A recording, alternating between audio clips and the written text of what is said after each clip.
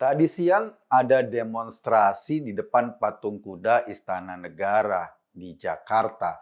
Pelakunya ya mahasiswa dari BMSI, Serikat Buruh dari Kasbi, dan beberapa emak-emak rempong. Kita tahu kalau mahasiswa kan biasa demonya kan teriak-teriak, kita dibungkam, kita tidak boleh berekspresi, tapi teriaknya di jalan dan gak diapa-apain juga. Kalau disentil sedikit sama polisi, teriak-teriak pelanggaran HAM dan lain-lain.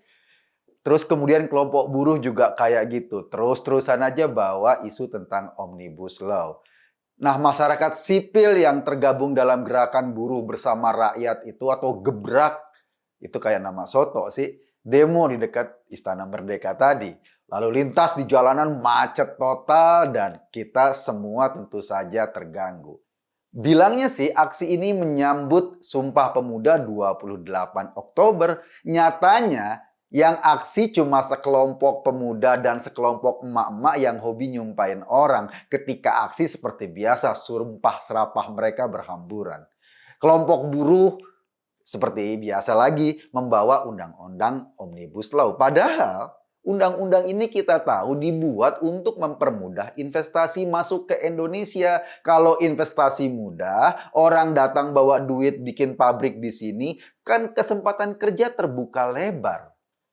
Kalau kesempatan kerja terbuka lebar, kan orang-orang yang nganggur bisa kerja. Aneh juga sih, ada peserta aksi yang ngakunya korban PHK, tapi teriak-teriak anti undang-undang Omnibus Law. Dia di PHK, kan mau cari kerja lagi. Sementara yang membuka ruang untuk ada investasi baru adalah undang-undang tersebut. Dan orang ini nggak suka sama undang-undang yang membuka kesempatan dia bekerja lagi. Nah, ini juga aneh. Kelompok mahasiswa Bungul ya lain lagi seperti biasa. Mereka ini demo, asal demo. Yang penting bisa ngisi konten TikTok-nya. Dan tuntutannya mulai aneh. Masa demo di acara Sumpah Pemuda, tuntutannya turunin presiden. Ini kan lucu banget. Apa hubungannya Sumpah Pemuda tahun 1928 lalu yang bilang bahwa nusa bangsa Indonesia, berbahasa Indonesia, ini kemudian dikait-kaitkan dengan penurunan presiden. Kayaknya demo mereka memang mencari-cari momentum aja. Sementara kalau kita tahu Indonesia sekarang sudah jelas prestasinya di depan mata, terutama dalam masa kepemimpinan Pak Jokowi. Terus kenapa minta diturunin? Isu yang digadang-gadang biasanya nih ya, isu tentang utang luar negeri. Padahal mah kalau mau kita telusuri, Indonesia sampai saat ini justru termasuk negara dengan tingkat utang yang paling sedikit di antara negara-negara di seluruh dunia. Dibandingkan dengan PDB-nya, akan sangat bodoh jika sebuah pemerintahan dalam satu negara justru tidak memanfaatkan sumber-sumber modal internasional untuk membangun dirinya. Padahal negara-negara di seluruh dunia berebut tuh untuk mendapatkan sumber-sumber pendanaan. Masa kita justru disibukkan untuk menolaknya? Kenapa isu utang ini terus diangkat ke permukaan? Agar terus-menerus memprovokasi publik, karena publik atau sebagian besar masyarakat yang minim literasi mempersepsikan utang kayak dia pinjam di pinjol ilegal itu. Utang dianggap nyusahin karena bakal dikejar-kejar sama debt collector. Jadi utang negara itu disamain kayak utang panci, disamain kayak utang buat modal dagang lontong. Ini kan aneh, tapi persoalannya persepsi publik tentang utang ya seperti itu. Makanya isu utang ini terus-menerus mereka bombardir agar publik tidak bisa melihat dengan jernih. Tapi emang orang-orang jenis ini nggak penting untuk melihat kenyataan yang ada bahwa Indonesia termasuk negara dengan tingkat hutang yang minim dibanding negara-negara lain. Coba aja deh cek deh, masyarakat kebanyakan puas kok dengan kinerja pemerintahan Jokowi sekarang pada periode kedua. tingkat kepuasannya bahkan mencapai 81,2%. Ini hasil survei yang dilakukan Indonesia Election and Strategic atau Indeks Research pada tanggal 20 sampai 30 Mei 2021. Belum lama. Bahkan dunia internasional aja memuji Indonesia. WHO memuji bagaimana kepemimpinan Presiden Jokowi mampu untuk menggelar program vaksinasi dalam jangka waktu yang tidak terlalu lama. Kita sekarang udah hampir 200 juta orang yang divaksin. Pada vaksin kedua mungkin lebih sedikit lagi. Bahkan sudah ada 1 juta orang yang sudah mendapatkan vaksin booster atau vaksin ketiga. Seorang profesor di Singapura bernama Kishore Mahbubani menyampaikan sejumlah pujian juga loh. Kishore Mahbubani menyebut Jokowi berhasil memimpin di salah satu negara yang paling sulit diperintah dunia. Jadi dalam kacamata profesor ini, Indonesia ini, masyarakatnya itu nggak mudah dipimpinnya. Dan seorang Jokowi mampu memimpin masyarakat Indonesia untuk mewujudkan prestasi demi prestasi. Misalnya lagi, demi mewujudkan keadilan energi di seluruh wilayah Republik Indonesia, kita udah dengar bagaimana Presiden mencanangkan kebijakan bahan bakar minyak satu harga. Harga minyak di Papua sama dengan harga minyak di Sumatera. Dan ini sangat membantu pertumbuhan ekonomi di Indonesia bagian timur. Belum lagi keterampilan dalam mengambil alih Freeport. Dulu Freeport ini kayak hantu bagi Indonesia. Seolah-olah itu adalah kekuasaan Amerika yang mengeksploitasi kekayaan Papua sedemikian rupa dan gak bisa disentuh. Seolah-olah itu banyak banget hantunya. Kalau disentuh maka Indonesia akan bergolak. Ternyata gak juga. Di tangan Pak Jokowi kita dapat 51% saham Freeport. Setelah 51 tahun Freeport McMoran menguasai hampir seluruh saham perusahaan itu di Indonesia. Tapi begini, kenapa aksi-aksi dengan isu yang irrelevan itu, yang nggak relevan terus berlanjut? Bukan cuma hari ini, beberapa waktu lalu juga aksinya terus-menerus didengungkan dengan tuntutan satu, turunkan presiden. Turunkan presiden dengan isu yang tidak jelas. Tapi aksi ini penting mereka terus dengungkan. Isu turunkan presiden terus ingin mereka gelindingkan agar masyarakat confused, bingung. Kok ada ya orang bikin aksi dengan isu yang sama sekali bertentangan dengan kenyataan? Ini yang menjadi pikiran kita. Kenapa aksi ini terus-menerus digulirkan padahal isunya berbanding terbalik dengan kenyataan? Karena mereka nggak penting dengan kenyataan itu. Mereka cuma ingin terus-menerus mengatakan kepada publik Indonesia bahwa Indonesia saat ini tidak maju. Bahwa Indonesia saat ini sudah salah jalan. Bahwa Indonesia saat ini tidak lagi bergerak ke arah kemajuan. Kenyataannya nggak gitu, nggak apa-apa bagi mereka. Toh masih ada orang-orang yang minim literasi, orang-orang yang nggak ngerti tentang informasi yang sesungguhnya. Nah, orang-orang inilah yang mau disasar dengan situasi yang kita kenal dengan post-truth. Artinya kebenaran nggak penting. Yang penting adalah terus-menerus diteriakkan. Kenyataan nggak penting. Yang penting adalah bagaimana kampanye buruk yang terus-menerus mereka sampaikan. Sebagian masyarakat memang terpengaruh ketika mereka melihat, toh di zaman Pak Jokowi ada jalan tol yang bagus, ada bandara yang banyak, kemudian banyak juga bantuan sosial yang mereka rasakan. Tapi ketika nonton TV kok ada aksi orang minta Pak Jokowi turun ya. Itu membuat masyarakat bingung, itu membuat masyarakat aneh. Ini apanya yang salah? Yang salah adalah orang-orang itu bergerak dengan khayalannya saja. Orang-orang itu bergerak dengan informasi yang memang tidak berlandaskan data.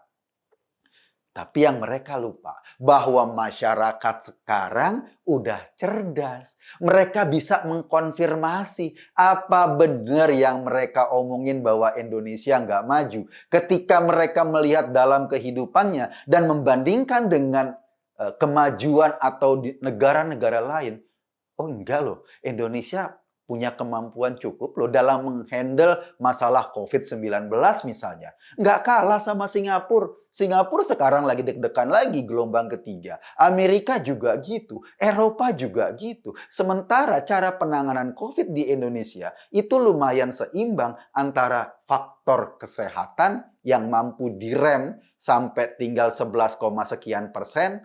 Sementara di seluruh dunia rata-rata dunia 18, sekian persen. Jadi kita lebih rendah dari rata-rata dunia. Dan yang kedua dari sisi ekonomi. Di tengah rapot ekonomi negara-negara lain pada anjlok, kita masih tetap bertahan dan mungkin saja ekonomi kita pada akhir tahun ini bisa tumbuh sampai 3 atau 4% setahun.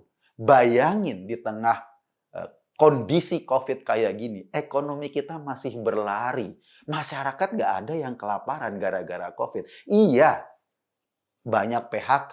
Iya, ekonomi agak stuck. Tetapi kita tidak serusak negara-negara tetangga kita. Kita tidak serusak bahkan Amerika atau Eropa.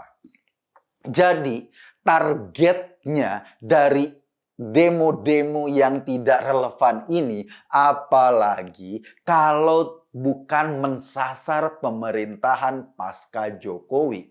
Dan kita tahu ketika Pak Jokowi sekarang berhasil membawa Indonesia ke titik ini, untuk merusaknya pertama dengan menanamkan informasi bahwa ini gagal. Dan yang kita bingung bagaimana apa yang mereka sebut dengan keberhasilan. Kalau dalam konteks yang sudah real saja mereka masih teriak-teriak gagal. Nah, ketika orang-orang terus berkampanye negatif tentang Pak Jokowi, targetnya siapa lagi kalau bukan orang-orang atau calon-calon pengganti Jokowi yang nanti akan melanjutkan kepemimpinan beliau. Karena apa? Karena keberhasilan harus dilanjutkan. Kalau tidak, kita akan setback ke belakang.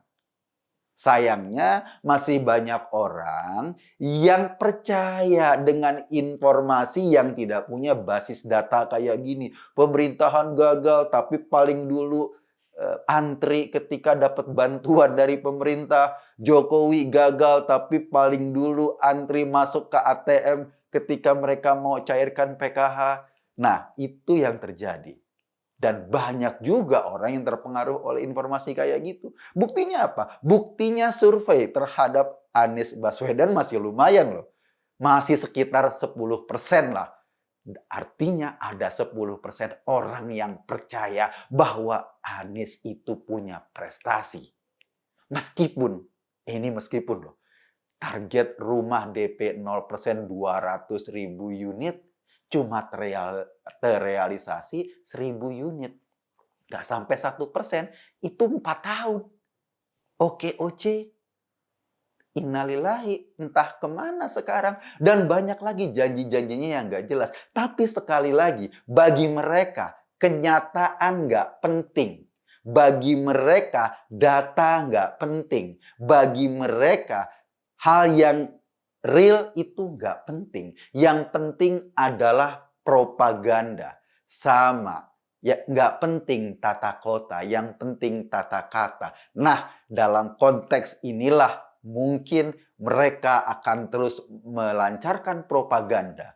Mereka akan terus berkata-kata, akan terus membuat mispersepsi sehingga orang tidak bisa melihat kenyataan dengan clear. Dan mungkin saja masyarakat yang minim literasi bisa dipengaruhi oleh kata-kata manis.